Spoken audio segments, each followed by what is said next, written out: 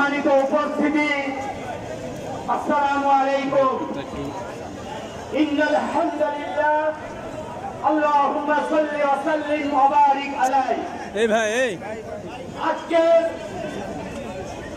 এই মুন্সিগঞ্জ জেলার বাংলাদেশ খেলাফত মজলিস আয়োজিত উপস্থিত উলামায়ে কেরাম এবং এইখানে আজকের যিনি প্রধান অতিথি মাওলানা মামুনুল হক সাহেব, উনি মজলুম জননেতা, উনি এই বাংলাদেশের তাজিক তামাদ্দুনের এই বাংলাদেশে ইসলামের বুলন্দ আওয়াজ প্রতিষ্ঠা করার জন্য জেল খেটেছেন। উনার ইসলামের দিনের দায়ী হিসাবে এই সরকার ইসলামের তকমার উপর, ঈমান এবং আকীদার উপর কালিমা লাগানোর চেষ্টা করেছে এই পতিত স্বৈরাচার। আল্লাহ রাব্বুল আলামিন যিনি মালিকুল মুলক, ওনাকে আইনের মাধ্যমে এই ইসলামকে জিন্দা রাখার জন্য আবার আমার আপনার সামনে ইনশাআল্লাহ উপস্থিত এনেছেন।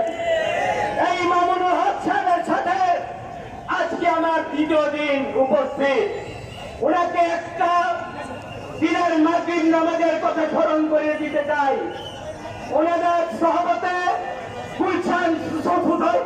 গুলশান সোসাইটি মসজিদের যে খতিব মাওলানা মাসুম বিল্লাহ, ওনার সাথে আমার সম্পর্ক। আমি মাসুম ভাইকে বললাম, মাওলানা হক সাহেবের সাথে আমি একটু পরিচয় হতে চাই। ওনার ইউটিউবে ওনার ইসলাম, ওনার ঈমান আকীদা সম্পর্কে আমরা জেনেছি, আমরা দেখেছি। মামুনুল হক ভাই মনে আছে কিনা জানি না, মাগরিবের পরে মাসুম বিল্লাহ সাহেবের ওই নিচের কামরায় আপনার সাথে আমার প্রথম দেখা হয়েছিল, মুলাকাত হয়েছিল।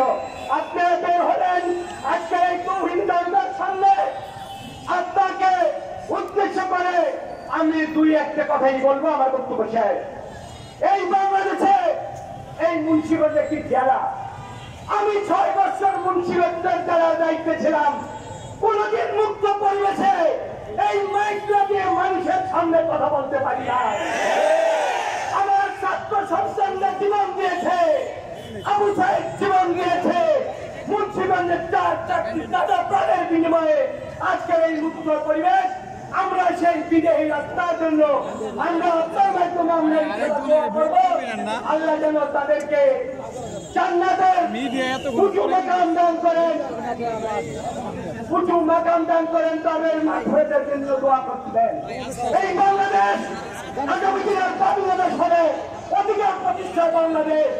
আপনাকে দ্বিতীয়বার আপনার প্রতি কৃতজ্ঞতা জানাই। বাস্তবিক শাসকের পতন হয়। আপনি বাংলাদেশের মিডিয়াতে আমার প্রাণের নেত্রী বেগম খালেদা জিয়ার মুক্তি চেয়েছিলেন।